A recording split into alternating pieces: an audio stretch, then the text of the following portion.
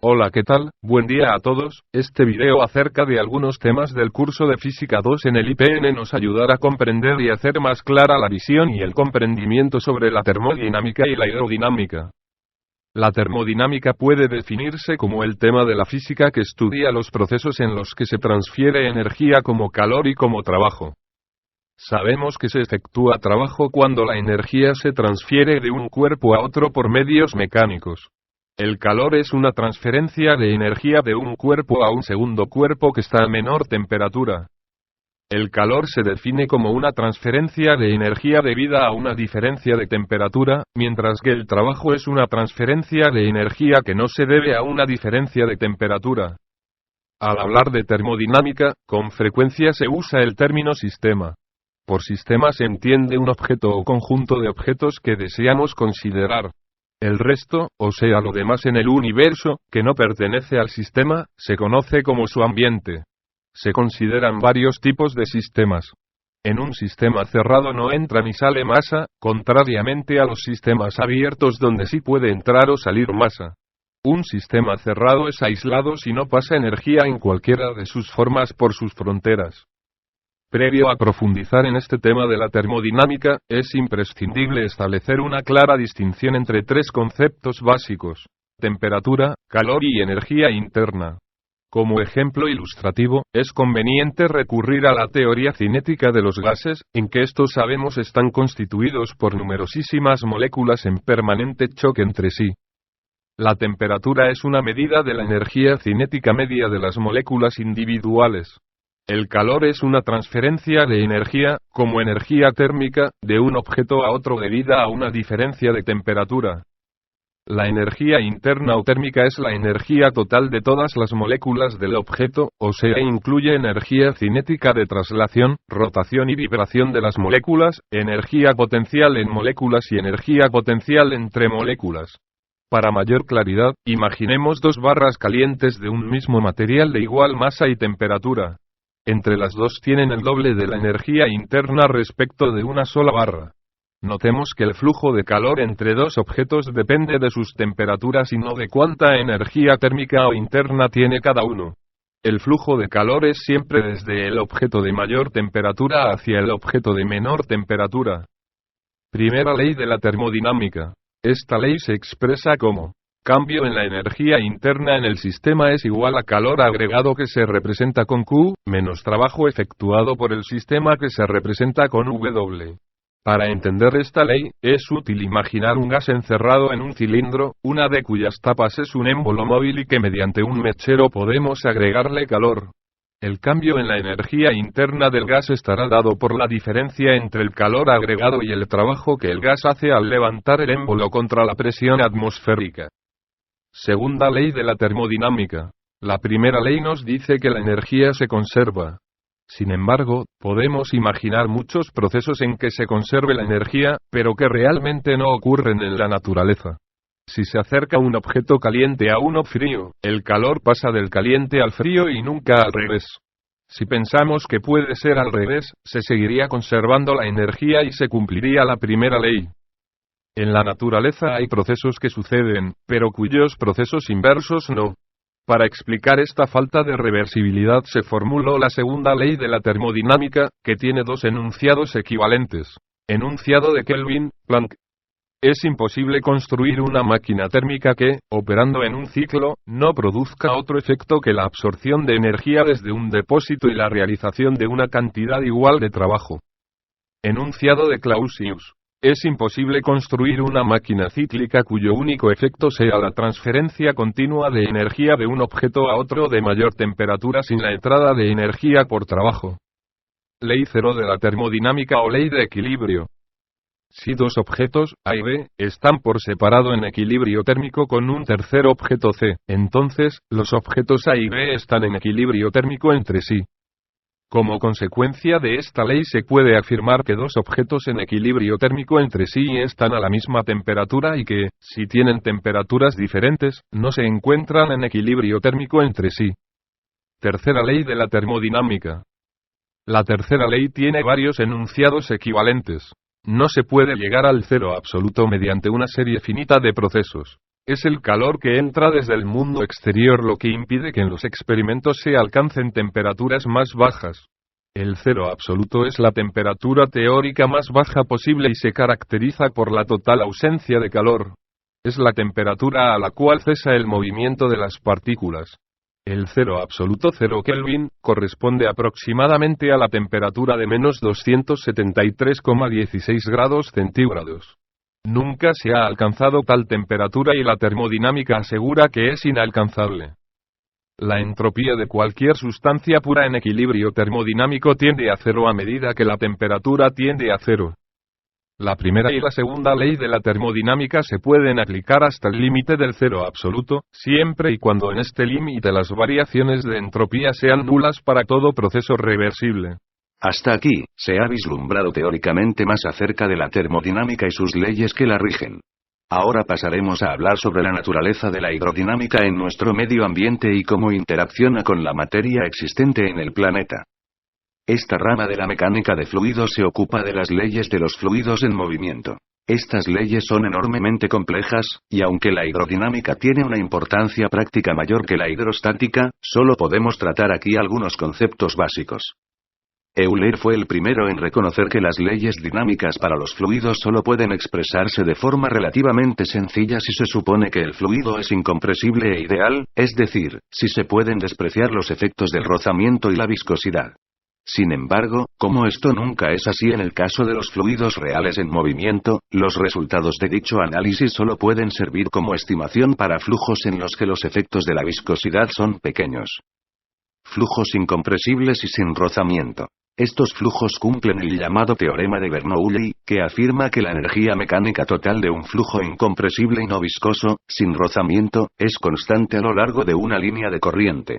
Las líneas de corriente son líneas de flujo imaginarias que siempre son paralelas a la dirección del flujo en cada punto, y en el caso de flujo uniforme coinciden con la trayectoria de las partículas individuales de fluido. El teorema de Bernoulli implica una relación entre los efectos de la presión, la velocidad y la gravedad, e indica que la velocidad aumenta cuando la presión disminuye. Este principio es importante para predecir la fuerza de sustentación de un ala en vuelo. Ecuación de continuidad. Para flujo estacionario e incompresible, sin fuentes por evaluarse a lo largo de una línea de corriente. Establece que el caudal es constante a lo largo de todo el circuito hidráulico. G igual a 1 por V1, igual a 2 por V. Donde A es el área de la sección del conducto por donde circula el fluido y V, su velocidad media. El caudal o gasto es una de las magnitudes principales en el estudio de la hidrodinámica. Se define como el volumen de líquido que fluye por unidad de tiempo. Sus unidades en el sistema internacional son los metros cúbicos sobre segundo. Esta fórmula nos permite saber la cantidad de líquido que pasa por un conducto en cierto intervalo de tiempo o determinar el tiempo que tardará en pasar cierta cantidad de líquido. Principio de Bernoulli. El principio de Bernoulli es una consecuencia de la energía en los líquidos en movimiento. Establece que en un líquido incompresible y no viscoso, la suma de la presión hidrostática, la energía cinética por unidad de volumen y la energía potencial gravitatoria por unidad de volumen, es constante a lo largo de todo el circuito. Es decir, que dicha magnitud toma el mismo valor en cualquier par de puntos del circuito.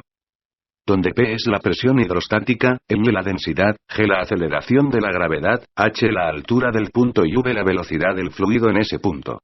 Los subíndices 1 y 2 se refieren a los dos puntos del circuito. Flujos viscosos. Movimiento laminar y turbulento. Los primeros experimentos cuidadosamente documentados del rozamiento en flujos de baja velocidad a través de tuberías fueron realizados independientemente por Poiseuille y por Gotthilf-Heinrich Ludwigshagen.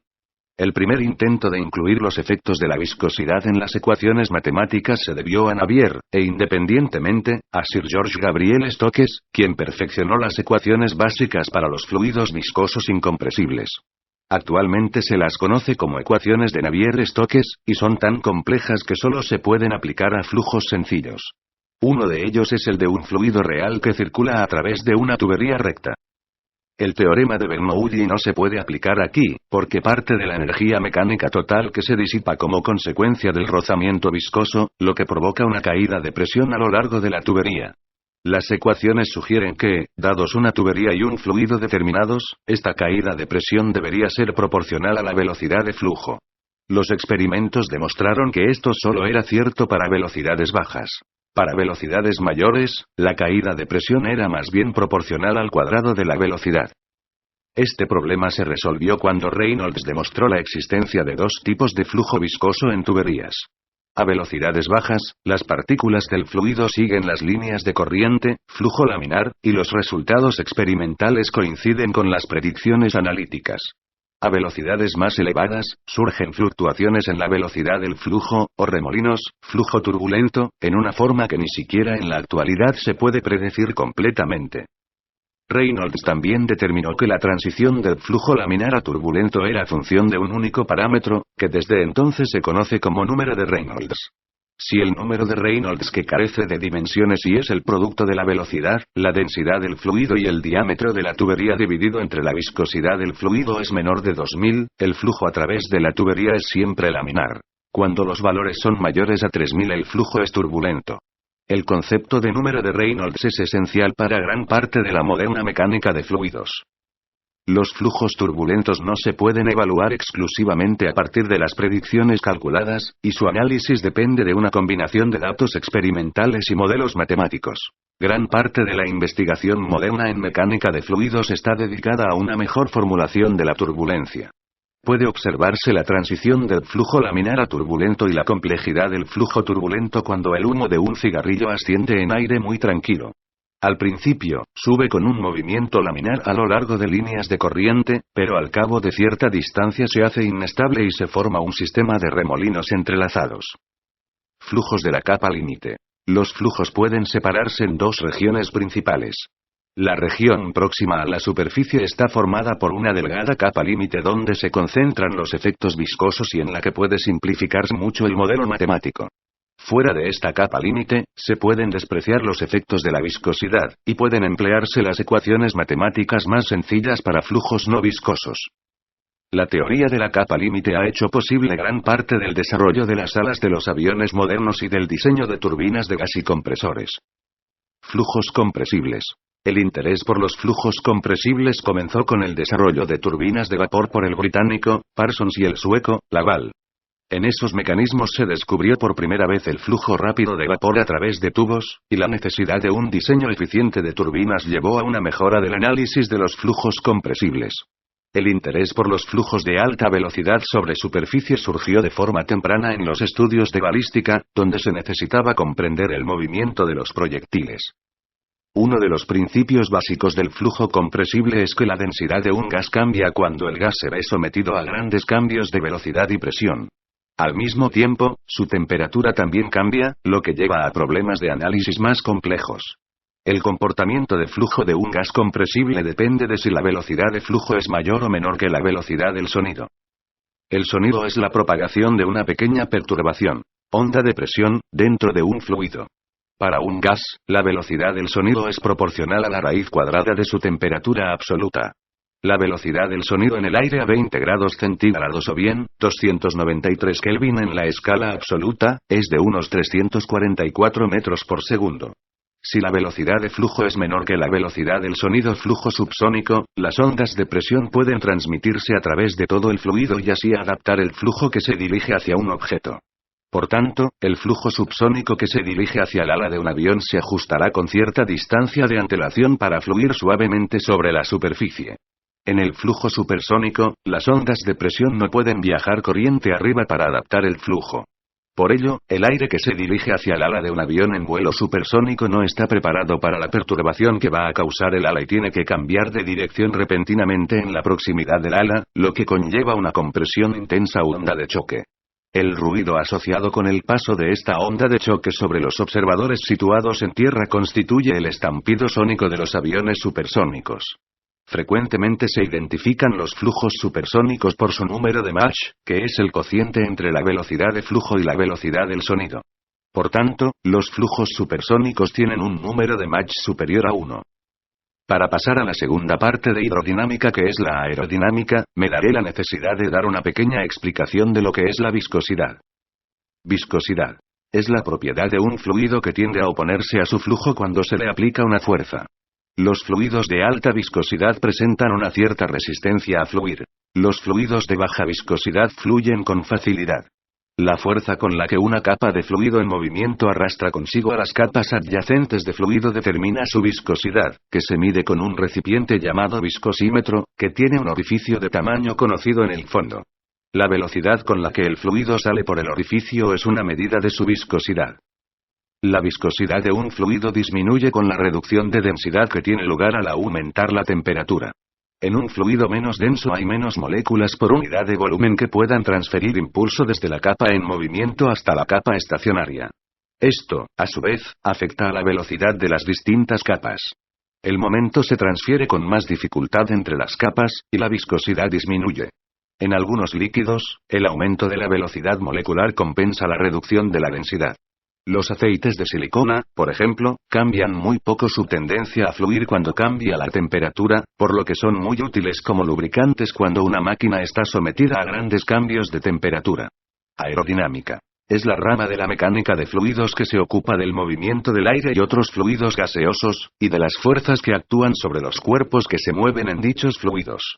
Algunos ejemplos del ámbito de la aerodinámica son el movimiento de un avión a través del aire, las fuerzas que el viento ejerce sobre una estructura o el funcionamiento de un molino de viento. Resistencia aerodinámica. La forma de un objeto afecta enormemente a la resistencia al movimiento que ejerce el aire sobre él.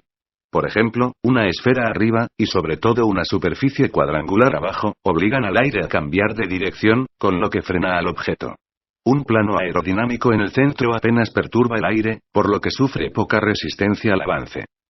El teorema de Bernoulli explica, por ejemplo, la fuerza de sustentación que actúa sobre el ala de un avión en vuelo. Un ala o plano aerodinámico está diseñada de forma que el aire fluya más rápidamente sobre la superficie superior que sobre la inferior, lo que provoca una disminución de presión en la superficie de arriba con respecto a la de abajo. Esta diferencia de presiones proporciona la fuerza de sustentación que mantiene el avión en vuelo. Los coches de carrera son muy bajos con el fin de que el aire se desplace a gran velocidad por el estrecho espacio entre la carrocería y el suelo. Esto reduce la presión debajo del vehículo y lo aprieta con fuerza hacia abajo, lo que mejora el agarre. Estos coches también llevan en su parte trasera un plano aerodinámico con forma de ala invertida para aumentar la fuerza contra el suelo. La vela de un balandro en movimiento también constituye un plano aerodinámico. Otro aspecto importante de la aerodinámica es la resistencia al avance que experimentan los objetos sólidos que se mueven a través del aire. Por ejemplo, las fuerzas de resistencia que ejerce el aire que fluye sobre un avión deben ser superadas por el empuje del reactor o de las hélices. La resistencia al avance puede reducirse significativamente empleando formas aerodinámicas. Cuando el objeto no es totalmente aerodinámico, la resistencia aumenta de forma aproximadamente proporcional al cuadrado de su velocidad con respecto al aire. Por ejemplo, la potencia necesaria para propulsar un coche que avanza de forma uniforme a velocidades medias o altas se emplea fundamentalmente en superar la resistencia del aire. Rozamiento aerodinámico. Cuando un objeto se desplaza a través de un fluido, el valor del rozamiento depende de la velocidad. En la mayoría de los objetos de tamaño humano que se mueven en agua o aire a velocidades menores que la del sonido, la fricción es proporcional al cuadrado de la velocidad. En ese caso, la segunda ley de Newton se convierte en la constante de proporcionalidad, K, es característica de los dos materiales en cuestión y depende del área de contacto entre ambas superficies, y de la forma más o menos aerodinámica del objeto en movimiento. Supersónica. La supersónica, una rama importante de la aerodinámica, se ocupa de los fenómenos que tienen lugar cuando la velocidad de un sólido supera la velocidad del sonido en el medio, generalmente aire, en que se desplaza. La velocidad del sonido en la atmósfera varía según la humedad, la temperatura y la presión.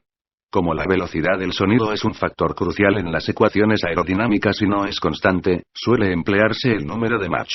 El número de Mach es la velocidad respecto a la atmósfera del proyectil o el avión dividida entre la velocidad del sonido en el mismo medio y con las mismas condiciones. Así, al nivel del mar, en condiciones normales de humedad y temperatura, una velocidad de 1220 km por hora representa un número de Mach de 1. En la estratosfera, debido a las diferencias de densidad, presión y temperatura, esta misma velocidad correspondería a un número de Mach de 1,16. Expresando las velocidades por su número de Mach, en vez de en kilómetros por hora, puede obtenerse una representación más exacta de las condiciones que se dan realmente durante el vuelo. Ondas de choque. Cuando un avión se mueve a velocidad subsónica, las variaciones de presión que se producen en el aire, el ruido, viajan más rápido que él y se dispersan con facilidad. Si el avión viaja más deprisa que la velocidad del sonido, las variaciones de presión no se pueden dispersar, por lo que permanecen en la parte delantera del avión en forma de cono. El sonido asociado a estas ondas de choque se proyecta en tierra como una bomba sónica. Los estudios mediante observaciones ópticas de proyectiles de artillería revelan la naturaleza de las perturbaciones atmosféricas encontradas durante el vuelo. A velocidades subsónicas, por debajo de Mach 0,85, la única perturbación atmosférica es una turbulencia en la estela del proyectil. En la zona transónica, entre Mach 0,85 y Mach 1,3, aparecen ondas de choque a medida que aumenta la velocidad. En el rango más bajo de esa zona de velocidades, las ondas de choque surgen de cualquier protuberancia abrupta en el contorno suave del proyectil. Cuando la velocidad supera Mach 1, las ondas de choque surgen de la parte delantera y la cola y se propagan en forma de cono desde el proyectil. El ángulo del cono es tanto menor cuanto mayor es la velocidad del proyectil. La investigación en este campo ha permitido el diseño de los modernos aviones de gran velocidad. Maximización de la eficiencia. La llamada forma de gota, que es la forma aerodinámica ideal para velocidades subsónicas, es muy poco eficaz en la zona supersónica debido a su gran superficie frontal, que comprime el aire y da lugar a ondas de choque de gran amplitud que absorben mucha energía. Cuando un gas fluye por un tubo estrechado, como la tobera de un cohete, a velocidades subsónicas, la velocidad de flujo aumenta y la presión disminuye en el cuello del estrechamiento. A velocidades supersónicas se produce el fenómeno inverso, y la velocidad de flujo aumenta en un tubo divergente. Así, los gases de escape de un cohete, al acelerarse en la tobera hasta la velocidad del sonido, aumentan aún más su velocidad, y por tanto su empuje, en el ensanchamiento divergente de la tobera, con lo que se multiplica la eficiencia del cohete. Otro factor que los diseñadores de cohetes conocen desde hace tiempo es la influencia directa de la presión atmosférica reinante sobre la eficiencia del vuelo a velocidades supersónicas. Cuanto más próximo esté el medio circundante a un vacío perfecto, más eficiente es el motor del avión o el cohete. El rango de velocidades de un avión supersónico también puede aumentarse reduciendo la superficie, o sección transversal, que presenta al aire.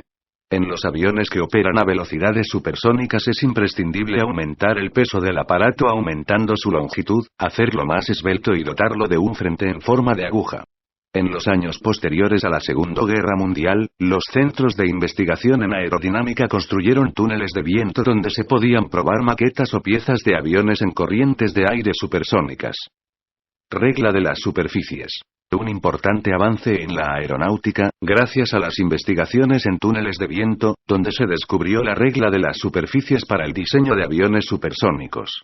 Según este principio, el aumento abrupto en la resistencia al avance que se produce a velocidades transónicas se debe a la distribución de la superficie total de la sección transversal en cada punto del avión. Estrechando el fuselaje en la zona donde está unido a las alas, la reducción en la sección transversal total del fuselaje y las alas disminuye la resistencia al avance del aparato. El diseño de Whitcomb, llamado detalle de avispa, hizo posible un aumento del 25% en el rango de velocidades supersónicas sin necesidad de una mayor potencia en los motores. En el pasado se utilizaba el término supersónica en un sentido más amplio, e incluía la rama de la física ahora conocida como ultrasónica, que se ocupa de las ondas de sonido de alta frecuencia, generalmente por encima de los 20.000 Hz.